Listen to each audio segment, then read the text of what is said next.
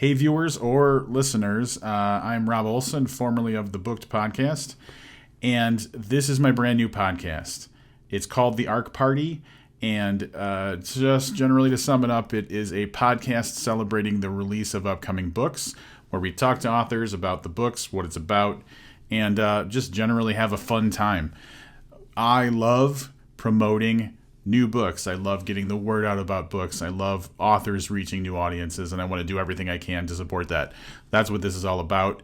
The new episode is with David James Keaton. We're kicking it off in a very huge and awesome episode, so please join me for that. And there's more to come. I've got so many books that I want to talk about this year, and I want to be your best resource for knowing what books are coming out and when. So join us at the party. The last blockbuster video store in the United States is hanging on by a thread. And after a crazy night attempting to track down a lost VCR rental to collect the record-setting internet-famous late fee, three employees, idealistic Eva, cinephile Jerry, and their tyrannical manager Randy, discovered that this machine may actually have the power to change the endings of popular films, which, depending on the historical basis of the film, might also be changing the real world around. Or is it just an elaborate, increasingly deadly prank? I think that's probably sums it up. Yeah. So it releases January 10th. You can pre-order the book wherever you want. Audio's already out. Paperback comes out on the 31st. Kindle, I think, will probably come out in the next 2 weeks. Rob, did you strategically put some Keaton books right behind you? Because that's really well done. Nice. Yeah. Oh, like crap. Look at that. Look at that. Not only that, I can zoom in. Oh, hang on, that's up. Oh, you guys are high tech. Look at that. Yeah. They're not always there, David, so don't get I know. I figured. You're fucking As soon as this goes off, he wipes it clear like a magician, pulling the fucking tablecloth out. Rob, what's this show? This is not booked anymore, right? That's done. Oh yeah, I guess I'll explain to you guys this is all going to be part of it, because this is the inaugural thing. This is the first one I'm doing. Oh damn. So yeah, booked. We wrapped up back in 2021. Yeah, 2021. I did a handful of things with Lit Reactor, and I just, it just wasn't kind of doing for me what I wanted to. So I've been trying to think about what I want to do, and the thing I keep going back to is it feels weird that I don't have a way to promote people's upcoming books. Like, that was kind of what I got the most fun out of when I was doing Booked, was to find a way to kind of get like word of mouth support for people's books, because a lot of and the timeline is really tight with this one because it was kind of thrown together last minute, but like a lot of help is like the pre-orders and like the launch time orders and stuff like that. So that's where I kind of got the idea to do something, and so that's what this is going to be. I did some brainstorming. It's going to be called The Arc Party, because I'm trying to be more like lively and stuff. So like the idea is like celebrating the upcoming release of a book, so that's why the word party's in there. I was like, Arc. I was like, the Arc of the Covenant. I was like, oh right, Arcs are called. Yeah, gotcha. Yeah, I wrote a book. I get it. Yeah. So that's none of it's all set up. I registered a domain. I have to set it up. I have some social media stuff that I need to set up. I need like a logo and everything. But the whole idea is, you got a book that's about to come out. We're just going to talk about it and hopefully draw more attention to it and encourage people to get it. And then like another thing that I'm going to do, another aspect of it, is going to be like a kind of a Substack thing where I'm constantly talking about, hey, I just found out about this book that just got announced or whatever, so that like there's a stream of people can be aware of books that have been announced or that had like launch dates and stuff. So that's kind of the general idea. Yeah, sounds great, man. I would have went with like Readers of the Lost Ark, but I think your thing's probably better. Oh, that might be. Shit. You can steal it. I don't care. I'm just saying, I'll never use it, but I'm just saying. Shit, where were you? My girlfriend's a copywriter, and she helped me. She, like, anything I came up with was like 80 times dumber than. Dude, if I was your girlfriend, you know how far ahead you'd be? Like, you don't even know. Yeah, well, if I was your girlfriend, it'd be first of all, that Prince song would be better for you. There's a lot of levels here. But yeah, so yeah, that's what this is. And Tony, if you were his girlfriend, Yeah. would you make him put his clock higher? That's like the lost verse from the song. I would. I mean, Oh God. what are you doing? We got somebody coming. Dave's coming. Come on. Yeah. Well, I mean, it's just sitting on top of the shelf. I didn't want to mount it. Oh, okay. It's not hanging on the wall. It's stood on the shelf. It's So part of the That makes- Hannibal mindfuck. That makes more sense and less sense.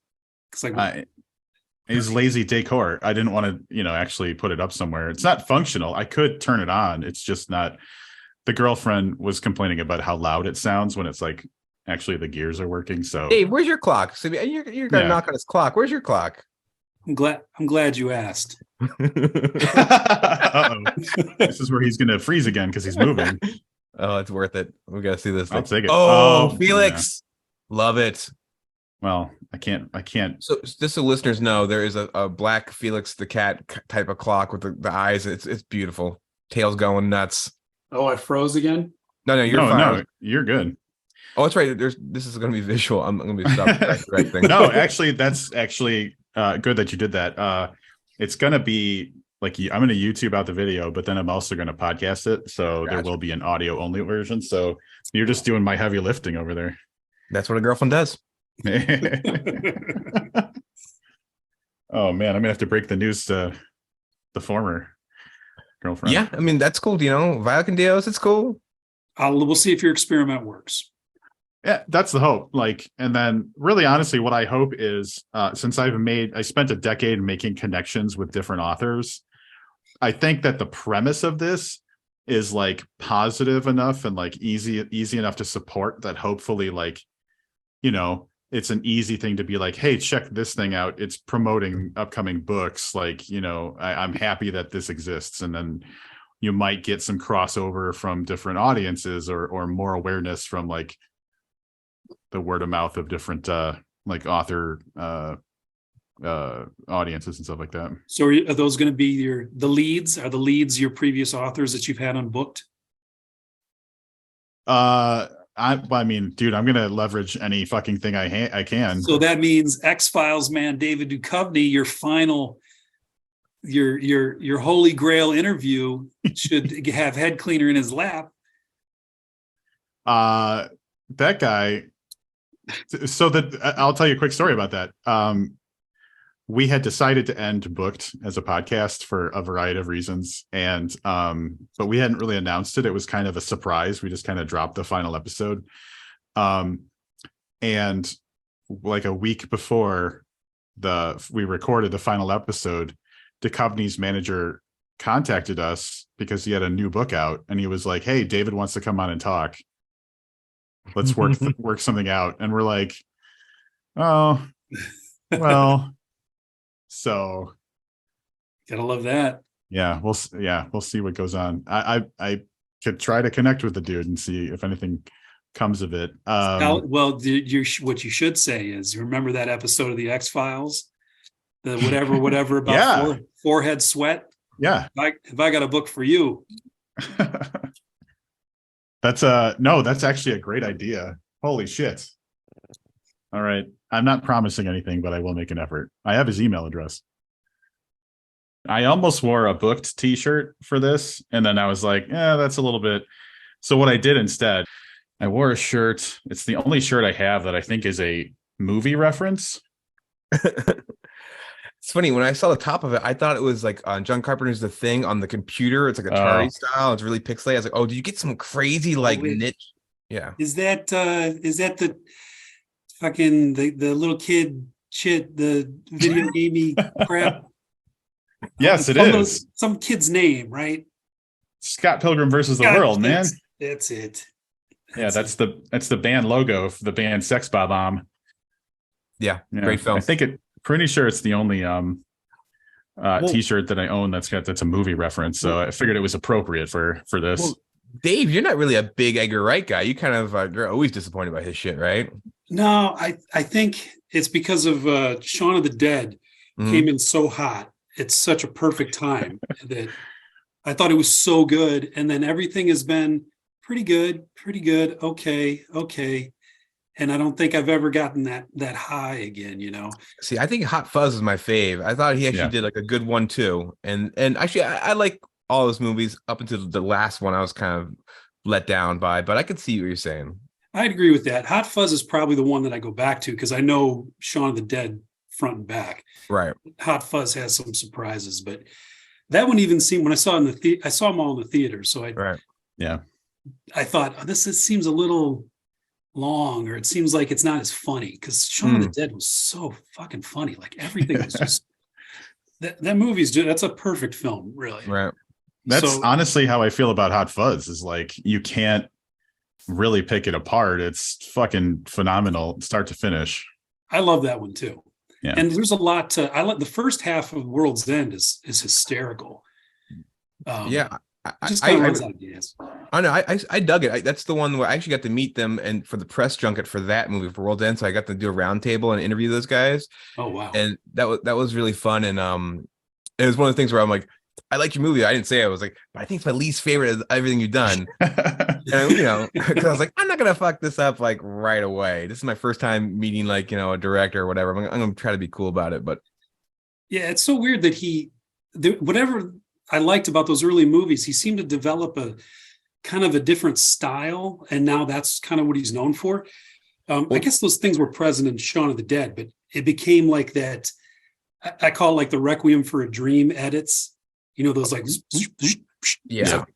wow, and then that kind of stuff was not a big deal. If it was, I don't remember in Shaun of the Dead, but then in Baby Driver. And what was the one right before that? Oh, the Scott Pilgrim. Yeah. It seemed like when has he become this kind of action guy? I don't know.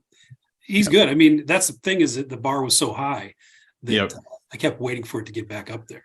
I like to think that in the head cleaner world, there's a version of us talking about Mick G the same way, with the same reverence. Like he had so much promise, man, and then Mick G, I don't know what happened.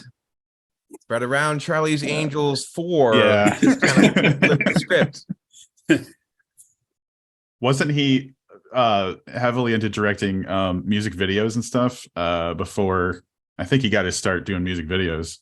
McG? Yeah. Yeah, I actually just recently rediscovered that he did a music video of Kirsten Dunst for Turning Japanese for inclusion into an art museum. So she sings a cover. They're in the middle of Japan. She's dressed like Sailor Moon with purple or blue hair. And I was like, why did this happen? And I read up. It's like, yeah, apparently they had some museum art thing and they asked him to do something. He asked Kirsten Dunst. She's like, I got this great idea. And that's what they did in like 2009 or something. Might be the best thing he's ever done, though. It's pretty fun looking. I don't know that Charlie's Angels movie. I remember I liked Crispin Glover in it. Does anybody know that guy's real name? Crispin Glover? Mick G. Is Mick G Crispin Glover? I'm pretty sure it's Glover. Oh, you know what? If Mick G was Crispin Glover, that would explain a lot. Isn't the whole story of Crispin Glover though in that movie? He hated the scripts. He's like, I'm not gonna say any of this dialogue. I'll be in the film, and so they made his character mute. Oh, I would love it. If that's not the case, I'm just gonna choose to believe. Right. That's what I assumed happened with that Nicolas Cage one where he's stuck in the Chuck E. Cheese or whatever. You're right. The Freddy's whatever we call it. Yeah, doesn't he refuse to speak in that one too? It makes a lot. I haven't seen it, but it makes a lot of sense. Do you really want to know what Mick G's name is? Because I'm on Wikipedia right now. Yeah, let's hear it. Is it actually have a Mick in it, or is that just? It does. Okay. Joseph McGinty Nickel. So the middle name is McGinty. Oh, McGinty. Huh. Yeah. Okay. So if you would have kept it, then you had like a McGinty cutty thing when he cuts the films or edits them or something. There's somewhere to go there. Yeah. Yeah, I feel like we demystified that. The magic is gone with McG. A little bit. Yeah. A little bit. I was hoping that's what they named him. That's what he was just destined for greatness. No, that's a dumb like college roommate nickname, I'm sure that stuck. Dave. Oh. No, good. To say my only other really like film reference that you can see is this clock right here. I don't know if you can make out what's going on, but it's is there a movie where clocks are hung way too low? What movie is that? No. It's also not reading the right time because it's loud when it actually works. But it's from the TV show Hannibal, where they make him draw a clock and it's all fucked up. Oh, that was So a good it's the part. actual, That was the best part of that show. yeah, it's a fucked up clock. I've got kind of this seemed to be the best place to film. When I do class, when I teach, I'm in my bedroom, but it's a horrible setup. But I've got a skylight, so it's washing everything out. So Mhm. they gave me an excuse to wear this hat. This is the only time advertising has ever worked on me. I I almost this. bought that. I see it in my Facebook feed. I've never bought anything, and I sent it to Amy, and I'm like, if you're going to give me something for Christmas, I don't know why this hat calls out to me. It's got the weathered trucker look to it. I didn't even remember that show very well. But there was something about this hat. Same thing. It looks great. And I was like, I'm not really a fan of that show. I feel like a phony. And it's got like pre-battle damage. And I was like, oh, Exactly. Neat. Oh, yeah. Because like I would never buy jeans with the pre-rips thing. That just like blows my mind. That's a popular thing. But the hat, I was like, I can get away with this. See, I went for it. And it's really, not only is it worn, it seems to be just stitched onto an old hat. Like the back of it, the back's like yellow. Like Ooh, that's good. Like it's some like a really old hat. Weird upcycling. But that's keeping me that's making me visible, because up here, I don't know if you can see, we've got the skylight just ruins the light for everything. I turned on the lights over there and it made things a lot worse. So Yeah, lighting, man. you seem to have solved it. You guys seem to have solved it. So what did you do? You got lights facing you from, maybe I should get a flashlight. I have rope lights on the ceiling right above me, running the length of the side of the wall. Or you could do that. You can get a flashlight. I also have that looks great. Right rope there. lights behind my It's shelf. subtle enough, it doesn't draw attention to itself, but it's effective. This kind of, hey, there I am. Yeah, there you go. Oh, that's why when they're on movie sets, they're like, it's so hot. The lights are so hot. Let me try this. The background like painting, it's kind of a Santa Claus vibe going, because like the red and the green, it's working. Okay. All right. Yeah. Hey, that's a little better. I'm learning in real time.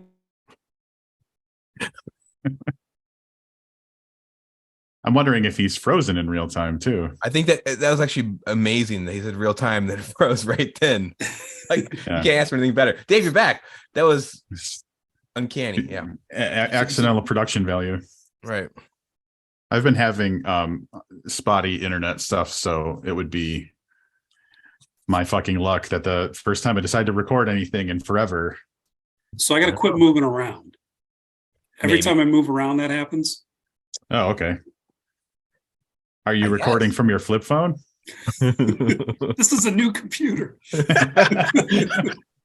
is so sad. Real quick, can you hear me very well? I know the picture's shit, but Yeah. Because I have a microphone I can plug in. No, you're fine. I think you sound good. I don't sound like muffled. The thing I do miss, going back to our booked days growing up together, is like, the little like weird electronic cricket noise that always came out of you. And I don't like, to this day, it had to be something in your computer, maybe. Yeah. I don't know. It sounded like Tony will recognize in Blowout when he's got the little wristwatch that zzz, Yeah. zzz, it sounded exactly like that. Yeah. I could never troubleshoot what it was. But if I recorded anything, you could just hear it. That zzz, zzz, sounded like an electronic cricket. Do you guys want to talk about Head Cleaner?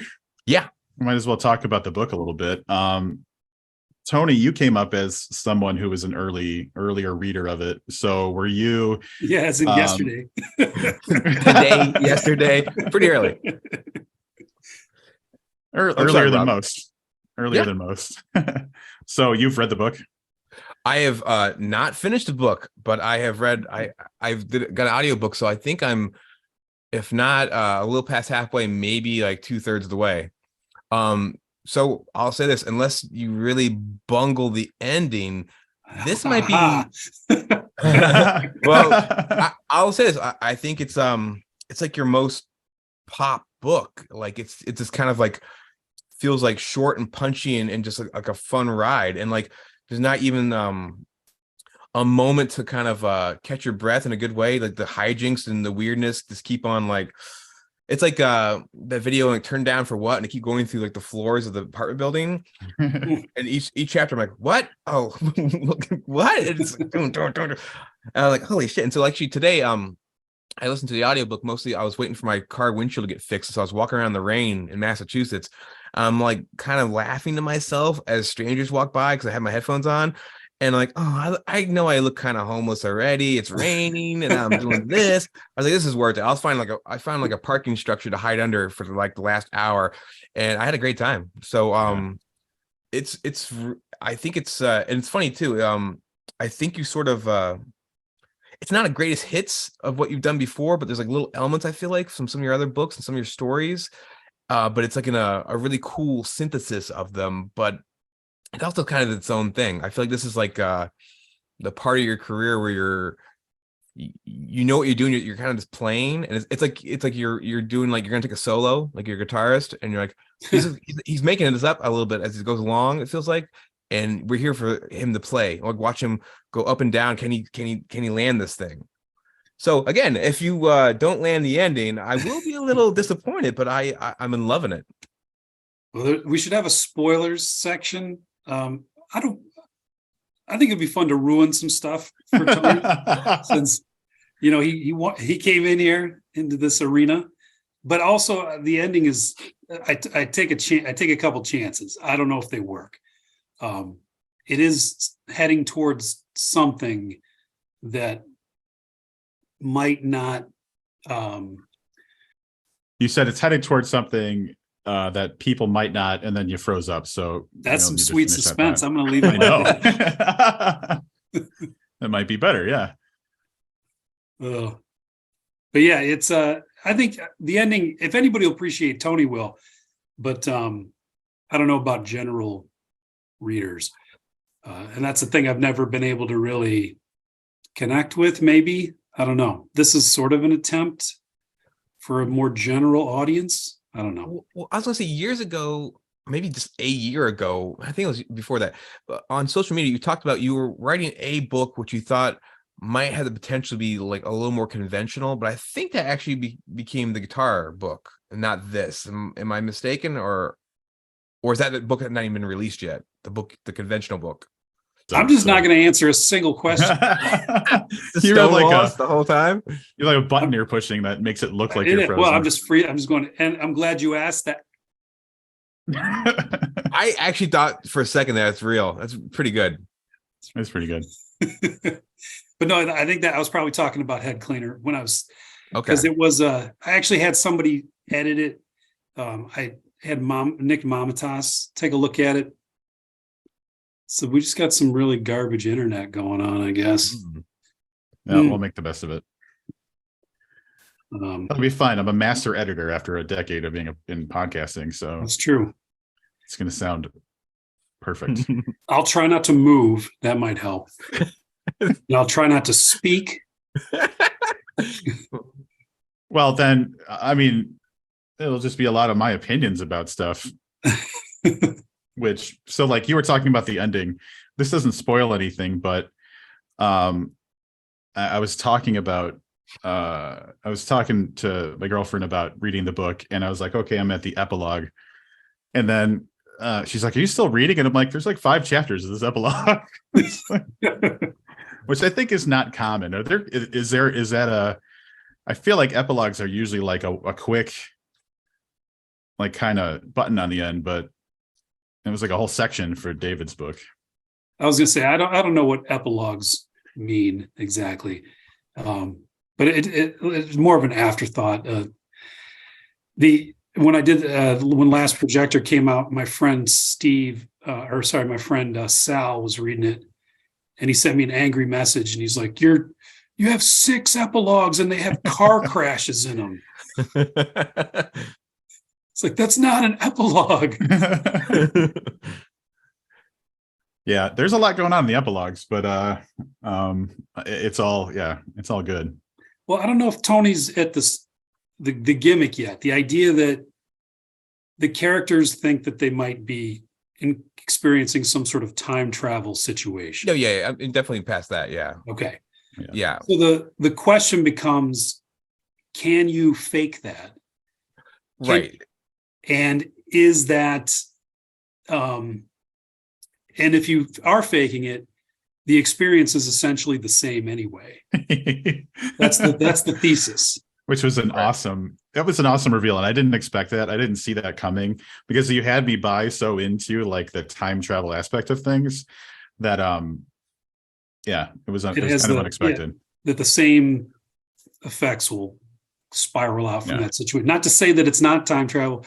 I don't even, honestly, if that question is answered, I forgot, but it might be. I think it might be answered in like the last paragraph. So, Dave, is the kernel of this like the idea of like how memory is faulty? Was that like just that ruminating on that, or what was like do you remember like the beginning of this? Yeah, there was a short story I wrote for Lost Films that had that kind of gimmick in it with the idea of a VCR, that if you kept rewinding it, ruining the tape, that the places where you're ruining the tape are actually affecting the film itself and not the physical tape. So that was kind of the gimmick, and that was just from being around old media and stuff. But yeah, the probably the biggest influence is Primer, which I've probably seen 50 times by now. And there's a moment in Primer where I thought something was happening, but it wasn't. The first time I saw it, they take the lid off the thing while they're working on it, and then the screen cuts to black, and then it jumps ahead, and it starts telling you all these things that are happening. And the first time I saw it, I thought that was some indication that was the moment when all these other timelines sprang from, like by opening that box. I didn't know anything about the movie while I was watching it the first time, and I thought maybe there was some sort of temporal radiation came out of the box. And later I realized it's much more low tech and analog than that. But I thought it was like some sort of time distortion. Did I freeze on the words time distortion? You distortion, did. Right? Mid distortion. Yeah. So anyway, I became obsessed with my own misinterpretation of that movie. And if there was, and just, I don't know, it's kind of like what you're saying, Tony, the idea that just thinking about my misinformation about that movie, my confusion doesn't make it any less, that experience of what I thought it was doing, any less valid or real. And so I just started thinking about all those kinds of changes personal changes to films, personal memories of films that are not accurate, and how it doesn't matter. If you can have, if your memory is wrong, it's totally real to you. If the movie's based on real events, you've changed real events. You know what I'm saying? Like all this stuff is, you're infected by your bad memory, and then it'll affect everything else. So yeah, the book was based on my misremembering Primer, and I worked in at least 4-5 video stores, or parts of record stores that were renting videos, those little video store annexes, and all of our misadventures are in there. So that's probably why it sounds so riffy and like, I don't know, maybe a little bloggy, because it was just us hanging It definitely out. feels like real anecdotes, a lot of the stuff, and like the sort of just like it's not really office dynamics. It's just, retail dynamics. And I was a video clerk for 7 years. This all felt pretty real to me. My other question was, so I like to kind of take things apart a little bit. The title Head Cleaner, was that one of the first components? Because that's a great title, and it's really provocative. I just think makes you think of a million, like this story could be this, or this could be that. Like, when in the process did Head Cleaner become the title? The original short story was called Flying Eraser Heads. And so when I started expanding on it, the short story is basically just they find the VCR and they get shot. Oh, and that was kind of the short story. So all of the rebooting, the kind of Groundhog Day-esque stuff, that was where I thought I can just look at this if I look at it from every character's point of view, then I can really have some fun with it, because it was mostly from Jerry's point of view, who this will be did we have a Kevin Smith reference earlier was that that might have been in real life, but if you guys remember in Dogma, there's a really interesting aspect to the two angel characters. You guys pretty familiar with Dogma? Yeah. So what's fun about the two angels, that Matt Damon and Ben Affleck, is that they switch personalities. Yeah. That by the end of Dogma, they're totally the angel of death is like, can we just dial things down here, guys? And the one who was like the kind-hearted one, he's like, they're gonna fucking pay. So it's fun to watch it's actually very cleverly plotted, that aspect of that movie, where they slowly become each other. Yeah. So that's essentially what happened, where I took the short story. I'd kind of wanted to punish the Jerry character, but I didn't have enough time to really flesh him out they're all supposed to be Gen X, Gen Y, and Gen Z. So I wanted to really give it to particular generations. And by expanding on it, I could have these characters trade characteristics. Literally by first, they swap shirts, they swap personalities.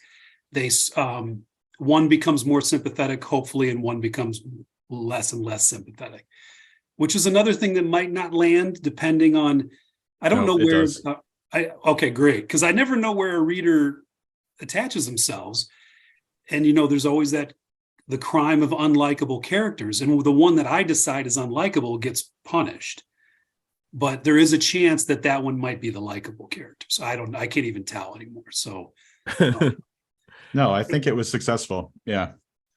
Yep. So to answer the question, I wanted to reduce, the title was already long for the short story. And as everybody started to swap identities, and it started to balloon, I thought, well, the obvious move would be, I'm not going to make a sentence title. I don't like those titles. So I thought maybe if it's just one word or two words, and head cleaner seemed like the way to go. And then I started finding all these extra meanings even after I wrote the book. Like, it's, speaking of Hannibal, it's isn't that how he killed, when he has that guy tear his face off, he's like, would you like a popper?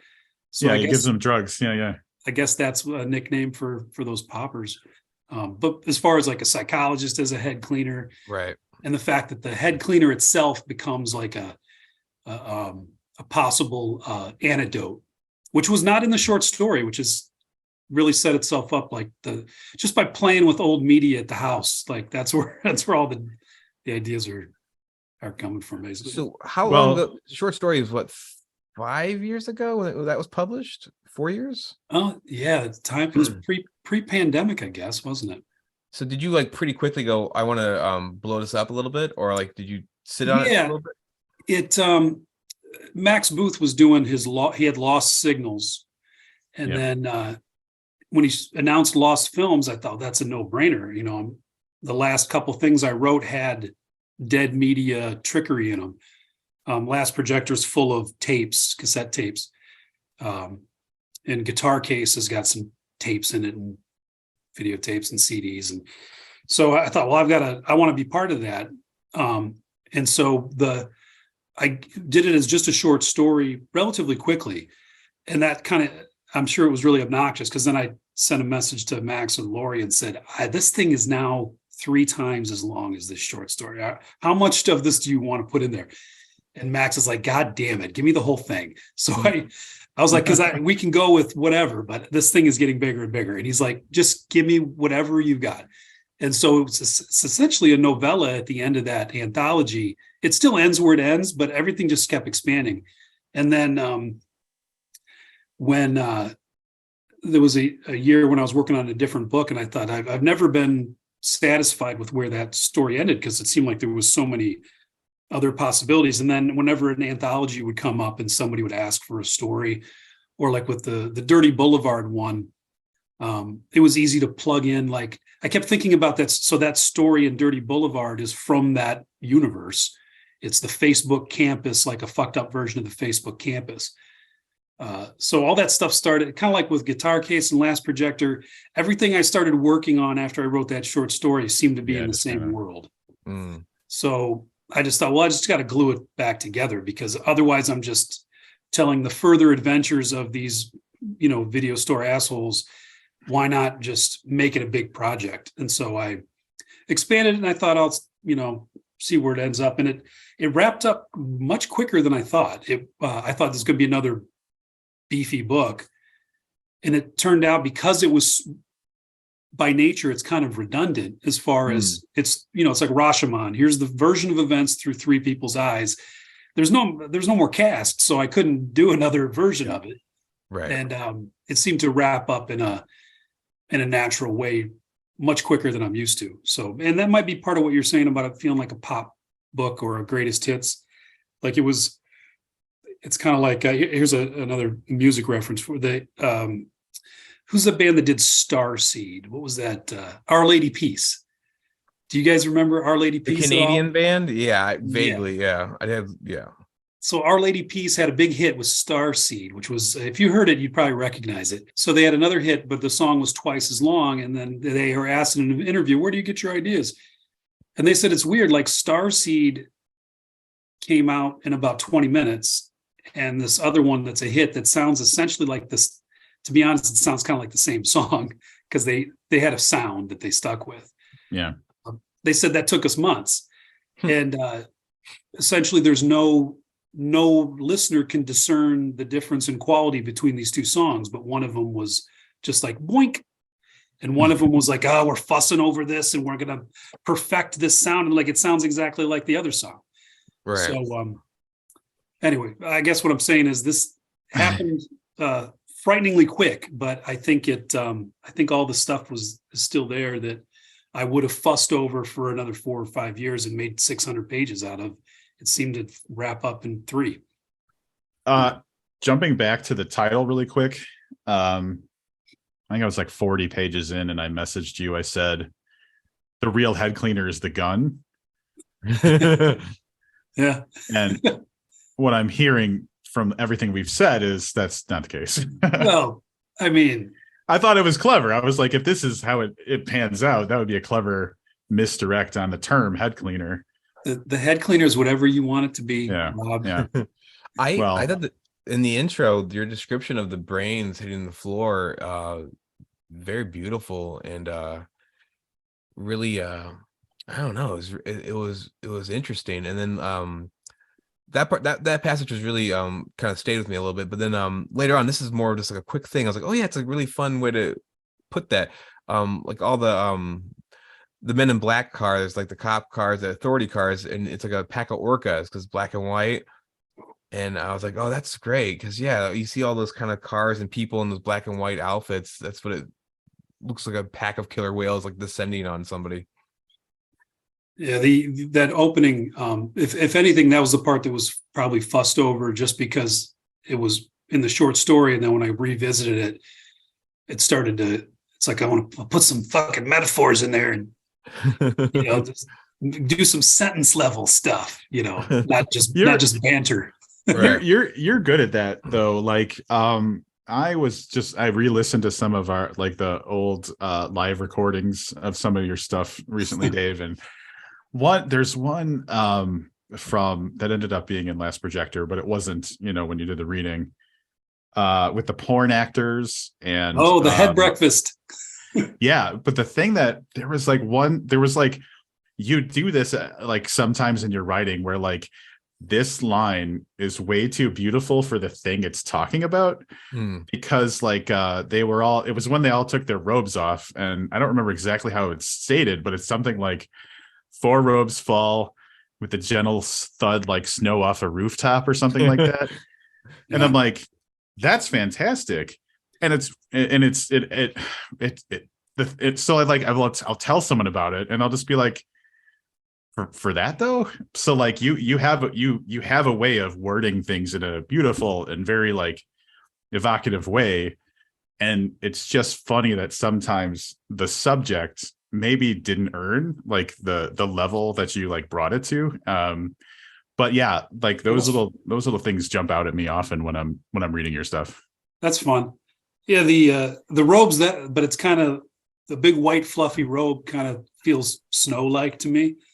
So that one maybe suits it more than some of I think the brains were kind of like playing cards. That might have been a metaphor I was really wanted it to work, and I don't know. It's like you can kind of see the strings on when you fuss over something a little too much. My dad was listening to the to the audio tape. I sent him a copy of that because it's got a weird release where when they sold the audio rights, Blackstone puts it out much faster than the paperback because the paperback is wallowed in printing issues, apparently. Yeah. So the paperback got pushed back, but it already exists in this this narrated form. So I sent one to my dad because he's got bifocals and he never seems to read that much anymore. And I figured he'd listen to it. And he's been stuck on the first couple pages now for 2 weeks, where he just keeps talking about, he's caught up in the narration, and he thinks, I think from what I've listened to it, that he does such an even keeled job of, even when it comes to the violent stuff, that I like that. But for my dad, he's like, he's not highlighting any of the violence, and I don't know what's important or not.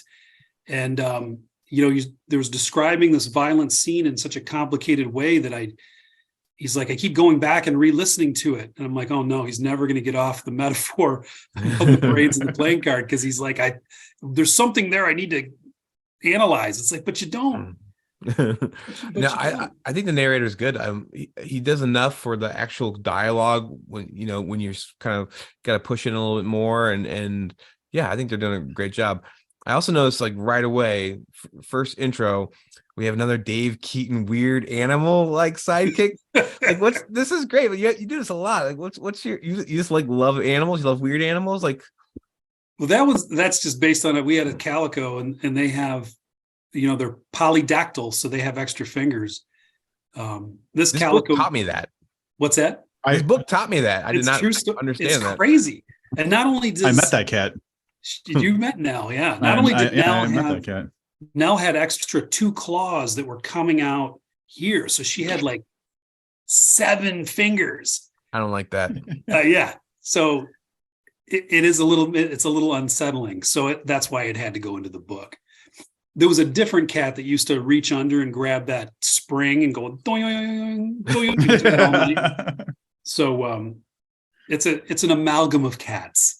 It's all the cats I've known, but the calico, the freaky calico is real, and so it's more real than the critter and guitar case, which right.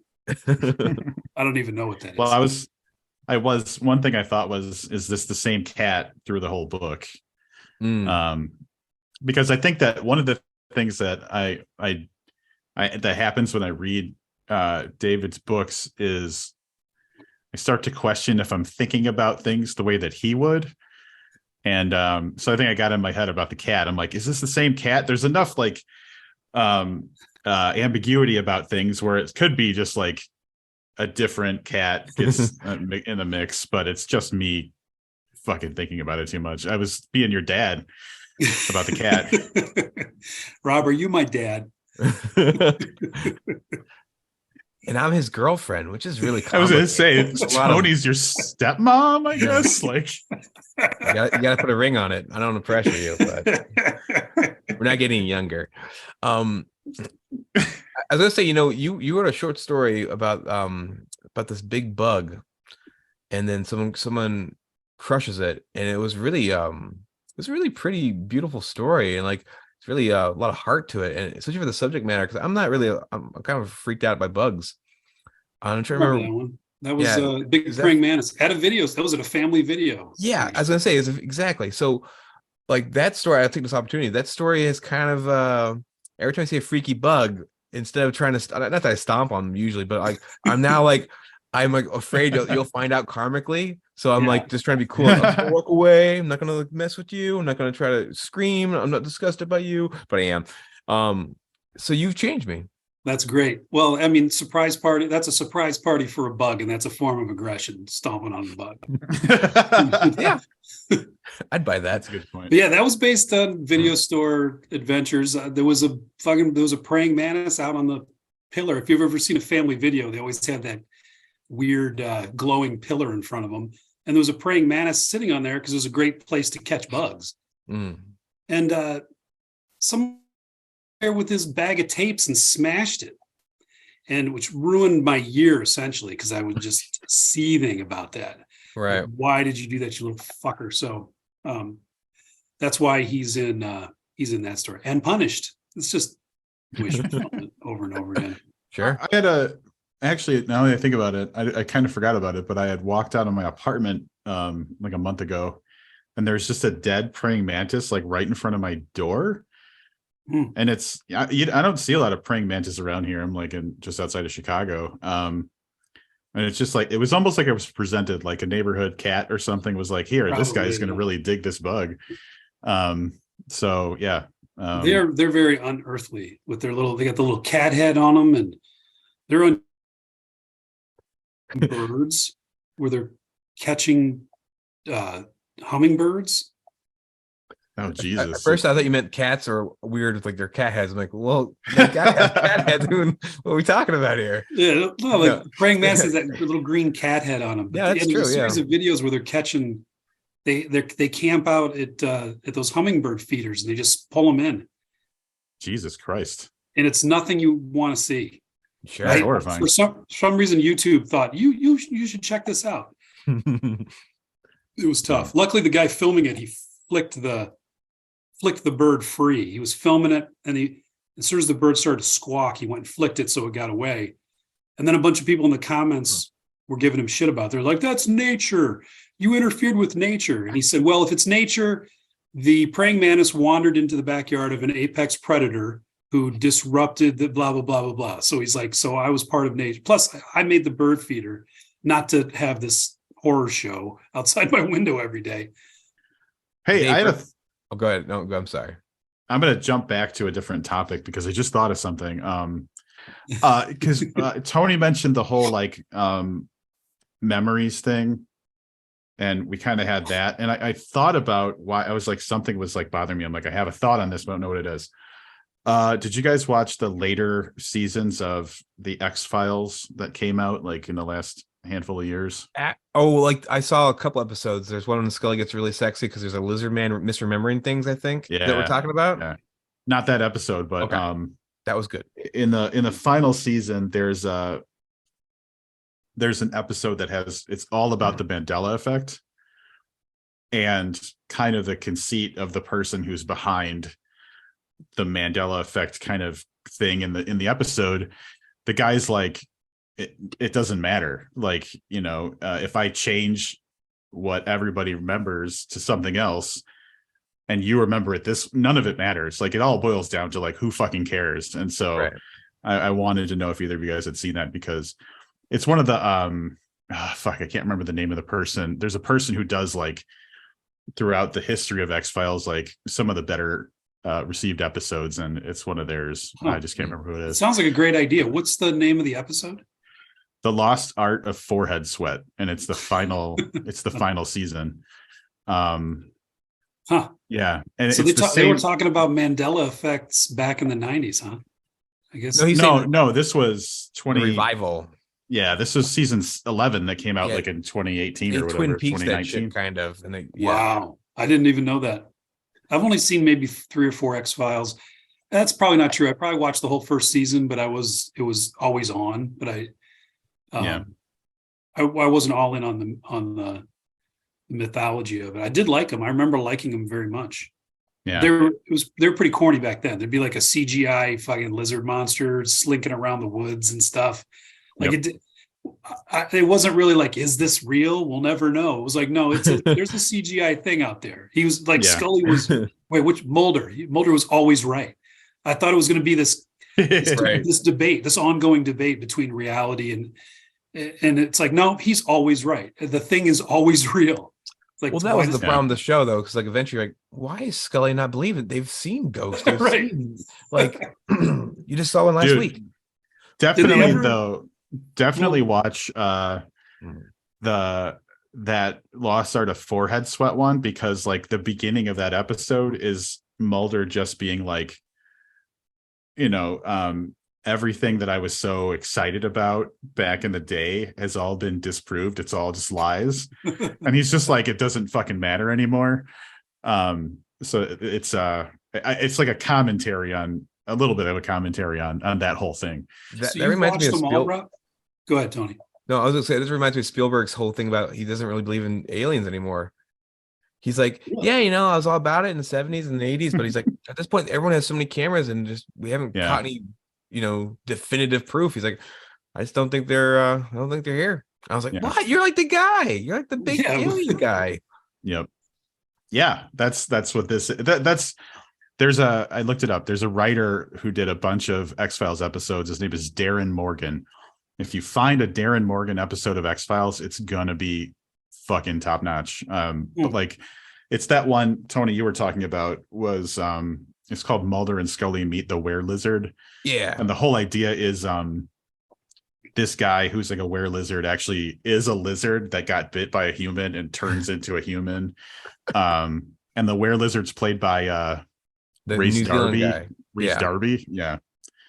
So yeah, it's good.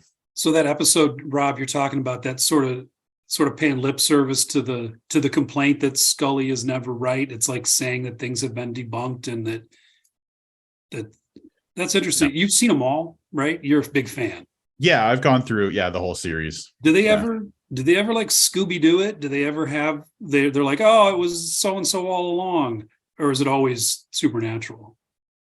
That's kind of what the final season is trying to do, is kind of give closure to the kind of two different ideas, one being all of this supernatural shit is real, and the other being like it's all a lie or it's a government thing or whatever.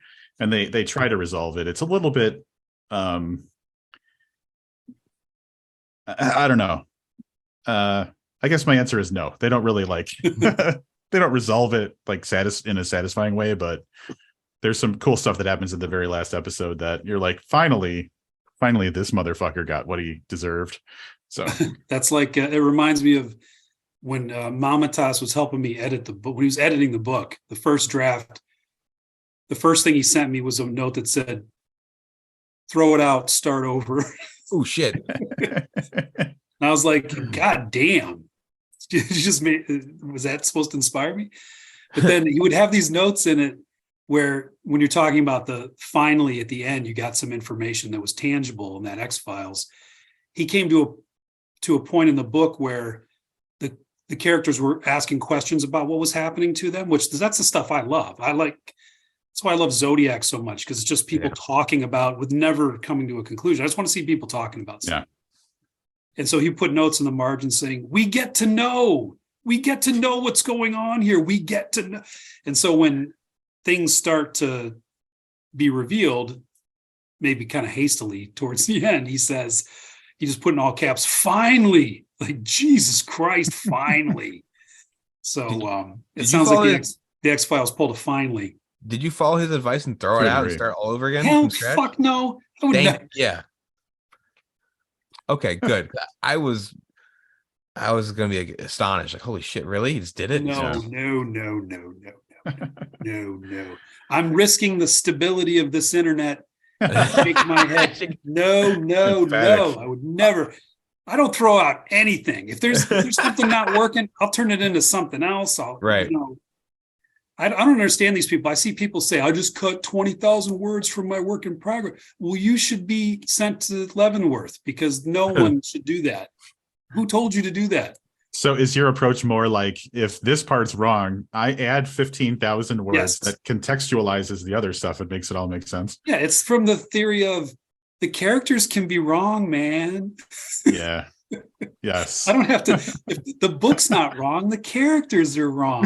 I'm picturing Dave making spaghetti sauce, and like he just dumps like way too much like salt. He's like, give me a potato. Give me 4 potatoes, 5 potatoes. It'll be fine. Dinner's 3 hours later.